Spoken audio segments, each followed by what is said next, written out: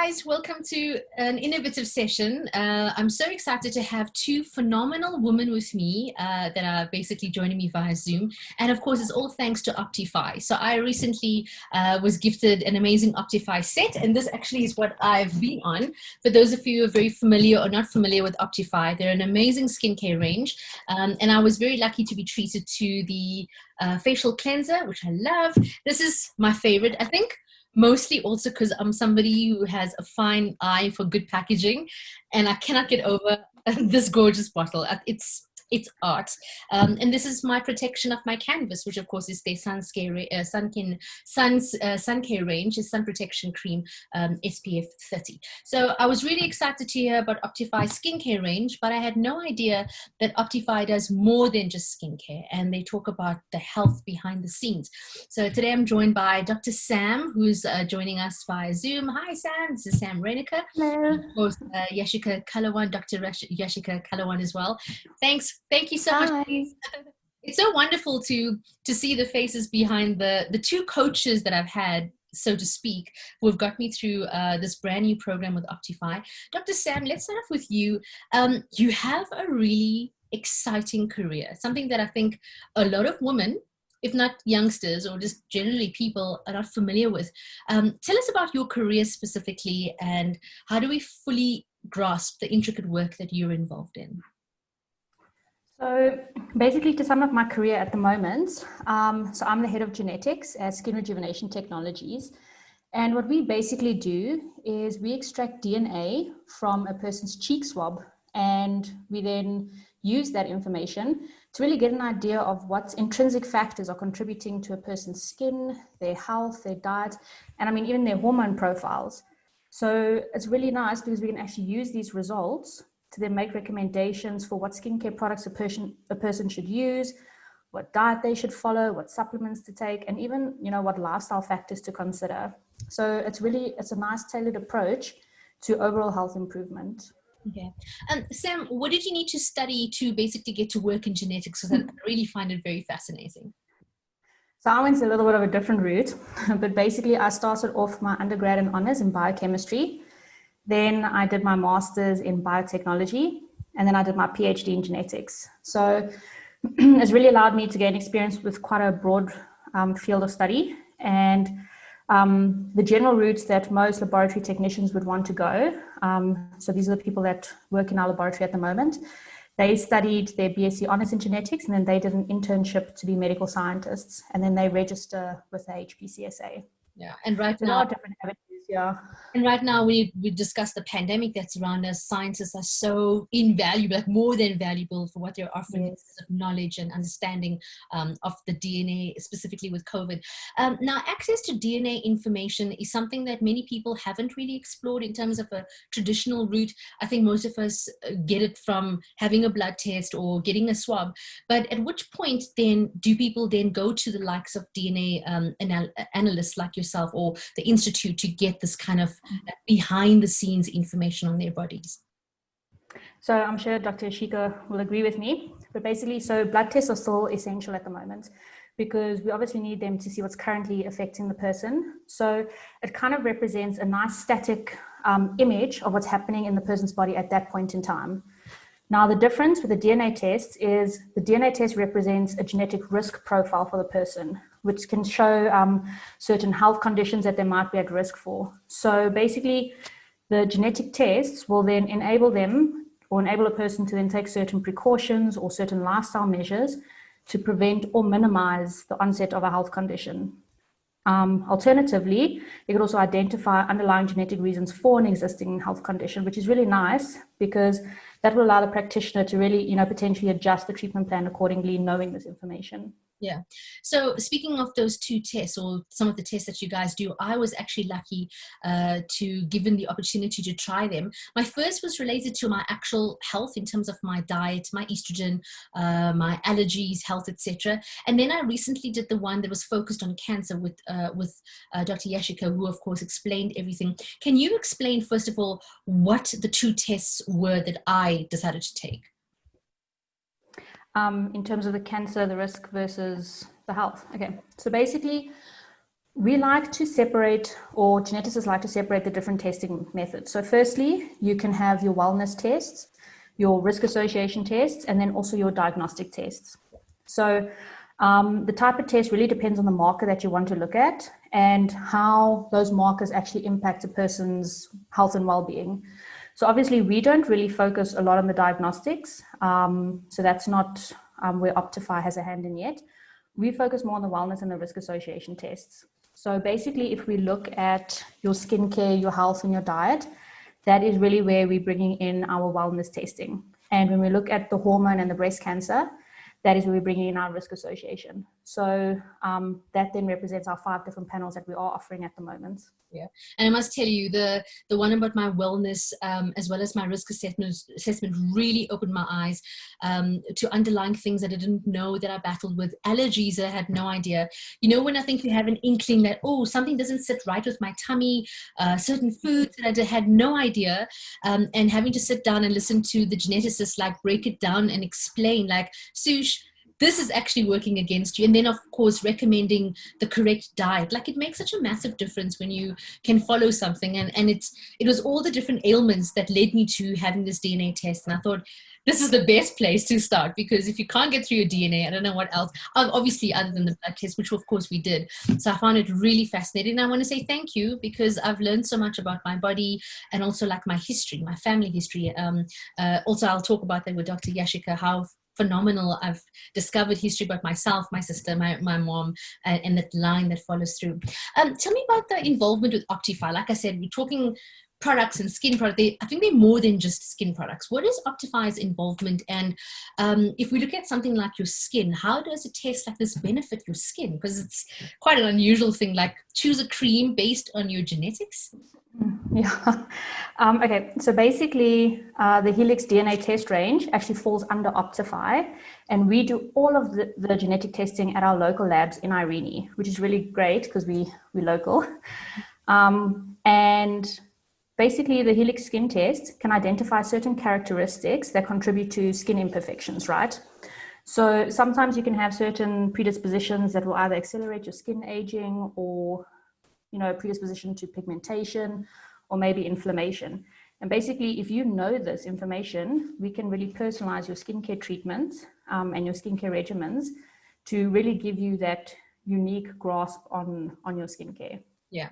And have you seen some really good results with people coming in, trying it in terms of the Helix skincare? Have they seen like, whoa, had no idea this happened in terms of pigmentation? Because a lot of products today are designed or aimed at helping women with balancing pigmentation.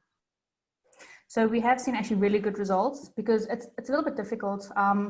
Sometimes you're not sure, is the pigmentation or the wrinkling that you're seeing on your skin as a result of an inflammatory response, or is it because of an issue with collagen production, or is it an issue with sun sensitivity, or maybe even oxidative stress, or you're not even detoxifying certain pollutants very well. So, how you're going to treat that outcome depends on what the root cause is. So knowing that root cause allows you to really personalize that treatment strategy, and that's where we come in with our recommendations. And the results really are amazing. Yeah, I know. And one of the questions I got asked before I did this is, somebody said they have a teenager that's breaking out quite hectically now at about 15 years old, acne. So in terms of age, when is it recommended to come and do a test like this? Is there a restriction on age? How young can you be? How old can you be? We don't really put a restriction on age. Obviously, if you're under 18, your legal guardian has to sign consent for you to be able to do the test. But, it depends, in terms of the health and wellness or the diet, that really you can do at any age, because it's nice to sort of know what diet you prefer and what sort of intolerances you might have already.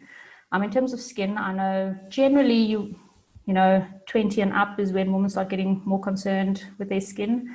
But yeah, there is technically no age restriction as long as a legal guardian signs for the person. Fantastic. Sam, how can people get a hold of you? How can they go about booking a test? I'm going to include it later in the post, but I just want to know from yourself, how do we get a hold of you? Okay, so you can visit our site at www.optifi.com, and you can go search for Helix DNA Test. All the information's there. If you want to order any tests, you can also order online, or alternatively, you can find one of our stockists that's closest to you. And then obviously follow us on social media. right, let's cross over to another amazing lady, Dr. Yashika Kalawan. Yashika, it's so awesome to catch up with you. You're a new mom. Congratulations. Thank you very much. Thank you. Your skin glows, first of all. So it's beautiful. You look. I think it's a good lighting. I honestly do think that.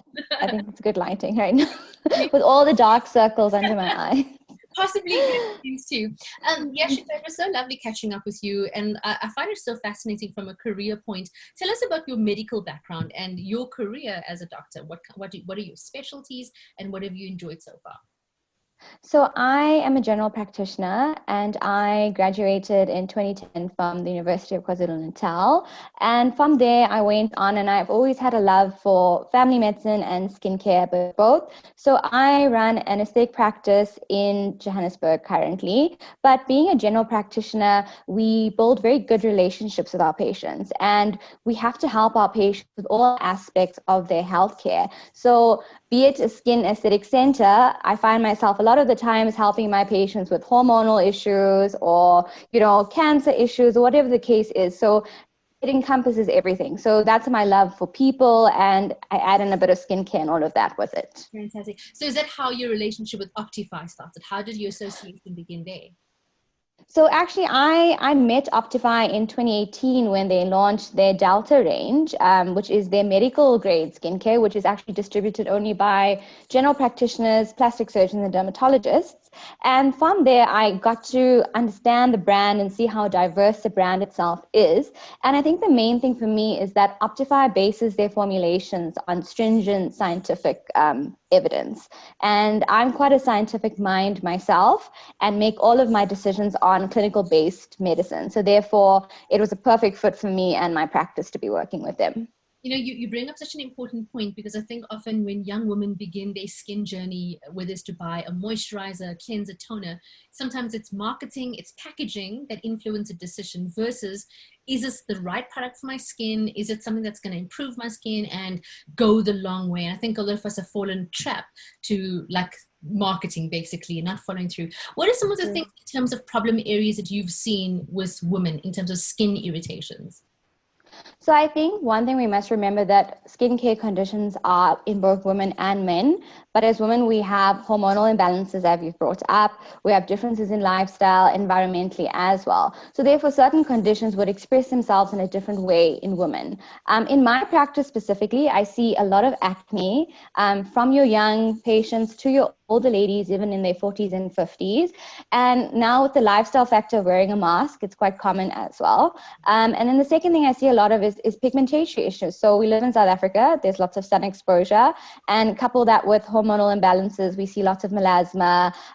So lots of acne and pigmentation mainly. The main thing I have to bring up is that you spoke about this trend towards skincare and packaging. And I go on social media, and every single day I see a new brand made in someone's home or in a lab. And I think the consumer is very well educated. They do their research. But a lot of the times the skin irritations are basically from overuse, picking the wrong products, and just not having the right information. And the main thing is that our skin is the largest organ of the body, and we need to treat it like an organ. So I think if that's the take-home message, just remember that it's an organ. It's not just a wrapping paper. Yeah, exactly. But you need to take care of that wrapping paper and embellish it. Absolutely. Ways. So I recently took the Helix test. I must be honest, and when I first heard about the Helix test, I was very nervous because automatically when we use the C word in cancer, and then it's like you have a mild freak out going for any single test, whether it's a pap smear or just going to your gynae for a breast examination. There are so many fears behind it, and that's one of the things that I had, and I think I even told you. I was so worried of what the result was going to be, but looking back, realizing how helpful your information was and how you broke it down in terms of my hormones and how it's affected it, and also what's kind of in my DNA, it doesn't mean I'm going to get cancer, it doesn't mean I'm not going to get cancer, but also it was just important, like highlighting points, and I found it very fascinating. Can you break down how these tests actually work? Okay, so I think Dr. Sam has alluded to some of it already.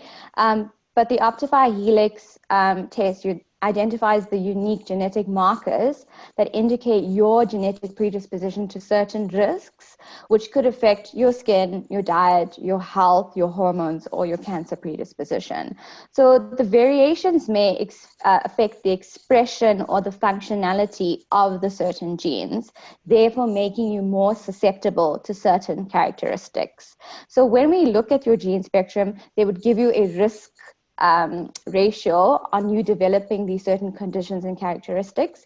And obviously, as practitioners, we know there are certain modifiable factors that one can do to assist you in preventing these things from happening. So therefore, as your practitioner, we would recommend what you do in relation to your specific test. Okay, so then actually this is a follow-on question. So when they come to you and have these tests done, they get their results and you walk them through, then of course, from there onwards, you then advise your patients to take like their mammograms or have pap smears, etc., and follow through? Sure. So for the specific breast cancer, ovarian cancer, and prostate cancer test, we know that, speaking in specific breast cancer, we know that early detection and effective treatment is key, and that is what is going to reduce mortality at large. So the Optiphi Helix test is going to measure your potential risk for yourself, but also for future generations to come. And it's going to do that at quite an early stage. So that is the benefit of doing it. And then tying in again to your modifiable factors. So we would recommend you on your weight control, on eating a healthy diet, on exercising, on trying not to smoke, and then also with your screening coupled with that. So for women 20 and above, you recommend a monthly self-breast examination at the same time every month after your menses. Women over the age of 40, the current guidelines is mammography annually or every 2 years, depending on your risk factors. Also, I think it's good to add in, when you do see your general practitioner, to do an annual clinical assessment of your breasts after the age of 20. Right. So see, this is some of the information that when I grew up was never accessible to me. Maybe it was people not being open enough. They thought that cancer was just way too taboo to discuss. Also, I think they felt cancer didn't affect young women, and it is affecting children. It's more prevalent now, maybe from us understanding and being more open as a community or as a country. And I'm so thankful for that, because we need to raise kids. We need to raise the adults and community around us to understand, to pick up these little warning signals, whether it's their skin condition, whether it's how they eat or their diet, etc. So I've found it absolutely fascinating, and I have booked my appointment thanks to you. It's something that I was just too afraid to basically do, and now I'm like, okay, now it's time to get it done. Whilst I don't know if it can change your DNA, I do think it does help you with your lifestyle, and I think it can, in the long run, make such a massive difference to yourself and your kids. Because I think for me, children, from my understanding, that children learn when they see things. So if I'm adopting a healthier lifestyle, if I'm taking care of my skin, I'm doing the correct things, putting on sunscreen, I hope it'll change for my child. And if she does have a mutated genetic disorder from myself, then at least I know I've done a little bit of homework in helping her for her future. How can people go about booking a Helix Optiphi test? So they can go onto the Optiphi website, and then they can search for a practitioner that's closest to them. You make an appointment, and it's a painless test. It's literally just a little swab into your cheek, and then we send that off to the lab, and then your results come back, and we'll give them to you. So it's really painless and it's quick. And I got to say, your consultations are phenomenal. They're fun. They're easy. Thank you. And you made it palatable. I think a lot of times when we know we're speaking to a doctor or somebody in the medical fraternity, we freeze, we freak out, and we don't listen. So thank you very much for being so patient and explaining things. Do you have any wellness tips for 2020? Do you have any tips generally as a doctor, things that we should be taking care of ourselves? I know mentally it's a struggle for many people during this pandemic, but any tips for wellness? I think for me, as you said, 2020 has been a difficult year for every single person that I've met.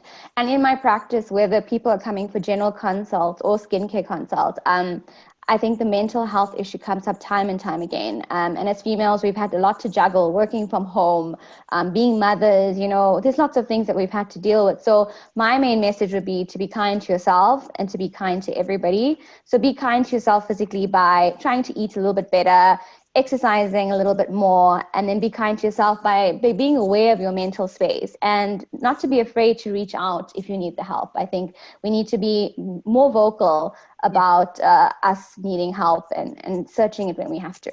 Yeah, and there is a tribe out there that's going to love you and take care of you. And I think I found mine in the Optiphi family. It really is phenomenal reach of doctors and assistants and people who understand our body. So thank you so much. Sam, you're about to be a mom. Your journey is, I think, beginning, which is phenomenal. What are your wellness tips? I mean, there are a lot of obviously young moms who also probably come past your practice, going through pregnancies, or just women, men in general. What are your wellness tips for 2020? I sort of live by the philosophy of prevention is always better than cure. And I think that is sort of what we want to achieve with this DNA testing. So, I mean, when I did my DNA test as well, that is literally how my entire lifestyle and diet and everything changed.